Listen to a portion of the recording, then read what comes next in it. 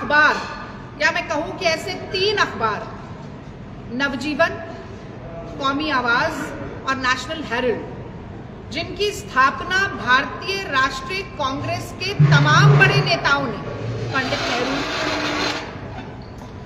पुरुषोत्तम दास टंडन जी, रफीद है किदवई जी, तमाम कांग्रेस के नेताओं ने की और स्वतंत्रता संग्राम का मुखपत्र बनाते हुए अंग्रेजी हुकूमत को जड़ से उखाड़ फेंकने का जरिया बनाते हुए की।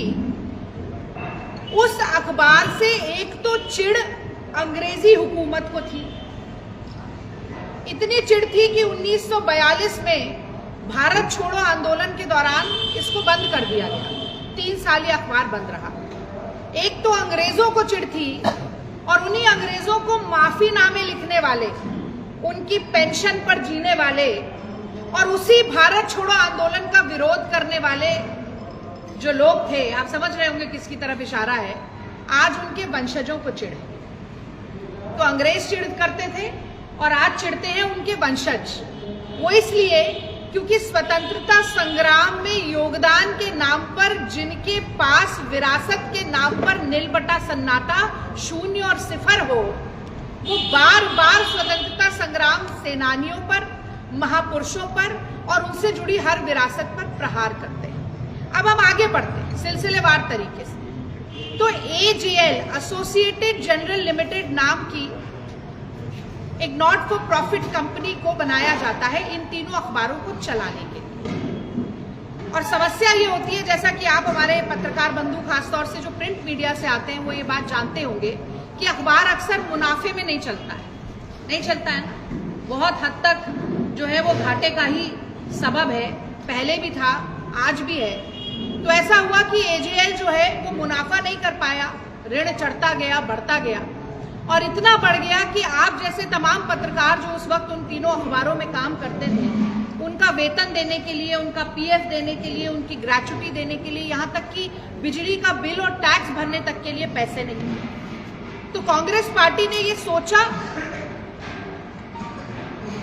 कि इतनी बड़ी विरासत है, क्या उसे खत्म हो जाने देंगे या उसके ऋण को हम खुद लेकर उस अखबार को दोबारा से अपने पैरों पर खड़ा करने की कोशिश करेंगे। तो देखिए, इंडियन कंपनीज एक्ट जो पहले बना था उसमें सेक्शन 25 और वो संशोधित जब किया गया तो वो सेक्शन 8 हो गया, कहता है कि नॉट फॉर प्रॉफिट कंपनी, जो एजेएल है वो भी नॉट फॉर प्रॉफिट है, जो यंग इंडिया है वो भी नॉट फॉर प्रॉफिट है। नॉट फॉर प्रॉफिट का अर्थ ये होता है कि कोई भी निवेशक, कोई भी शेयर होल्डर यानी कि धारक ना 1 रुपया इधर से उधर कर सकता है, ना कोई तनख्वाह या सैलरी ले सकता है, ना कोई मुनाफा या प्रॉफिट ले सकता है। जो भी अचल संपत्ति है, इमूवेबल प्रॉपर्टी है, उस पे कोई कमर्शियल ट्रांजैक्शन नहीं हो सकता, कोई स्थानांतरण नहीं हो सकता। तो एजेएल एक ऐसी ही कंपनी थी, केवल इसका शेयर एक दूसरी नॉट फॉर प्रॉफिट कंपनी को दिया जा सकता है। तो कांग्रेस पार्टी के तमाम जो बड़े पदाधिकारी थे, कांग्रेस पार्टी के तमाम जो लोग कार्यकर्ता थे, उन सब से विचार किया गया और जो एजेएल के शेयर होल्डर थे उनसे भी बातचीत की गई। यंग इंडिया नाम की एक नॉट फॉर प्रॉफिट कंपनी का गठन हुआ और ये सारा जो ऋण है, जो लोन है, उसको ट्रांसफर कर दिया गया। अब ये सवाल होता है कि उस ऋण का क्या हुआ। तो देखिए, एक बहुत ही साधारण सी प्रक्रिया होती है जिसमें ऋण को, डेट को इक्विटी में बदल दिया जाता है। मोदी सरकार ने तमाम कंपनियों के ऋण को इक्विटी में बदला, एनसीएलटी वही करती रहती है। एक छोटा सा उदाहरण मैं आपको देती हूँ, एक सोया कंपनी, उसकी डेट को इक्विटी में बदलकर लाला रामदेव हैं, पतंजलि के जो मालिक हैं लाला रामदेव, तो लाला रामदेव जी ने वो पूरी इक्विटी लेकर वो पूरी कंपनी ही खरीदी। कोई कार्रवाई नहीं होती क्योंकि लाला रामदेव भी अंधभक्ति में आजकल चश्मा पहने हुए हैं, उनके ऊपर कोई कार्रवाई नहीं। और मनी लॉन्ड्रिंग का आरोप लगाया जाता है, बार बार लगाया जाता है, एक ऐसे मसले में जहां मनी ट्रेल ही नहीं है। जब एक पैसा यहाँ से वहां नहीं हुआ, जब एक प्रॉपर्टी यहाँ से वहां नहीं हुई, जब कोई सैलरी नहीं मिली, जब कोई प्रॉफिट नहीं मिला, जब कोई तनख्वाह नहीं, तो मनी ट्रेल ही नहीं है तो मनी लॉन्ड्रिंग कैसे होगी? आपको याद होगा 2002 में जब गोधरा कांड हुआ, हमारे प्रधानमंत्री ने एक न्यूज चैनल को बाइट देते हुए उस समय कहा था कि उनसे पूछा गया, बीबीसी ने पूछा कि आप क्या बेहतर करते, तो उन्होंने कहा मैं इसमें ये बेहतर कर सकता था कि मैं मीडिया को जरा बेहतर मैनेज कर सकता था। तो देखा जाए तो 1937 से पहले अंग्रेज भी हमारे देश के अंदर यही कर रहे थे कि मीडिया को बड़ी तरतीब से मैनेज कर रहे थे। लेकिन ऐसे में नेशनल हेराल्ड आया, नवजीवन आया, कौमी आवाज आया, पंडित जवाहरलाल नेहरू, गांधी जी, पटेल और हमारे जितने भी स्वतंत्रता सेनानी और उस समय का नेतृत्व था, उन सब के मार्गदर्शन में इन अखबारों ने तहलका मचा दिया। और इतना तहलका मचा दिया कि 1942 के अंदर अंग्रेजों को इस अखबार पर, इस मुहिम के ऊपर प्रतिबंध लगाना पड़ा। प्रतिबंध ऐसा लगा कि 1942 से लेकर 1945 तक वो प्रतिबंध लगा रहा और तब जाके वो प्रतिबंध हटा। ये जो अखबार थे ये किसके द्वारा शुरू किए गए थे? एक संस्था बनाई गई, एसोसिएटेड जर्नल्स लिमिटेड, AJL के नाम से, जो आजकल सुर्खियों में भी छाई हुई है। और उसी के संदर्भ में बात करने के लिए, उसी के बारे में बात करने के लिए आज मैं आपके बीच में हूँ। पर उससे पहले आऊँ उस बात पर, ये भूमिका जानना बहुत जरूरी है कि ये जो AJL संस्था उस समय बनाई गई, इसके नाम में बहुत सारे जगहों पर प्रॉपर्टीज थी, अचल संपत्तियां थी।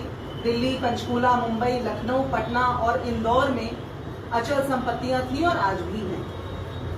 लेकिन इन सब अचल संपत्तियों में से एक ही संपत्ति सिर्फ फ्री होल्ड संपत्ति थी, यानी एक ऐसी संपत्ति जिसको बेचा जा सकता था, वो लखनऊ के अंदर मौजूद है। उसके अलावा जो सारी संपत्तियां हैं जो आज भी AJL के नाम में खड़ी हैं, वो सारी संपत्तियां इसलिए आवंटित की गई थी, इस शर्त पे आवंटित की गई थी कि वहां से सिर्फ और सिर्फ इन अखबारों को चलाने का काम किया जाएगा।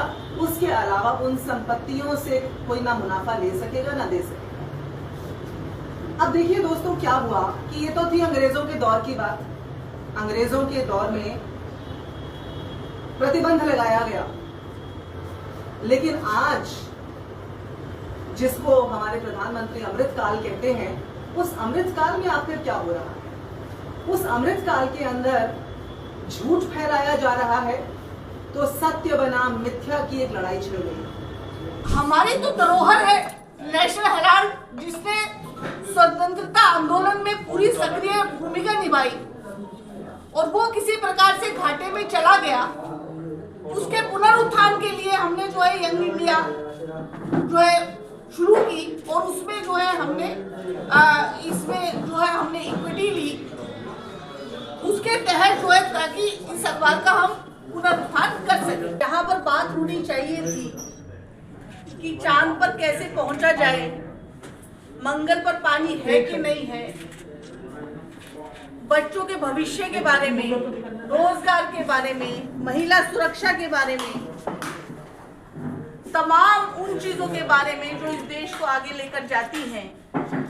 लेकिन दुर्भाग्य से आज हम उस सरकार के तले ऐसी कुचल के हमको बैठा दिया गया है, एक ऐसी सामंतवादी, फांसीवादी, तानाशाही सरकार जो केवल और केवल विपक्ष को कुचलने का, किस प्रकार से विपक्ष को कुचला जाए, किस प्रकार से विपक्ष के नेताओं को, उनको जो है इस तरह कर दिया जाए कि वो किसी पब्लिक में आने के, लोगों से मिलने जुलने के उनको ना समय हो, ना उस काबिल रहे।